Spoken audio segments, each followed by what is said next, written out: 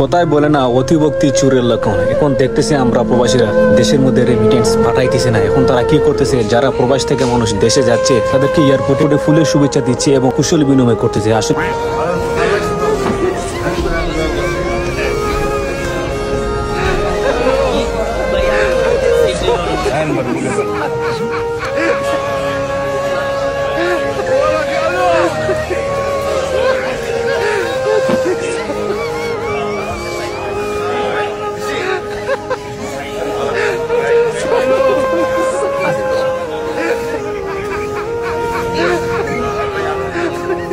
আসলে এটা ফুলের শুভেচ্ছা নয়, কুশল বিনিময় নয়। তারা এখন আমাদের মতো প্রবাসীদের সাথে মাস্কারা বিনিময় করতেছে। তোরা যাই কিছু করস না কেন, আমরা প্রবাসীরা 1 টাকাও দেশের মধ্যে রেমিটেন্স পাঠাবো না, কারণ আমরা তো রাজাকার। সত্যি কথা বলতে তামিম, মাহমুদুল্লাহ এবং মিরাজকে আমরা খুব বেশি ভালোবাসতাম, তাদেরকে আমরা খুব বেশি সাপোর্ট করতাম।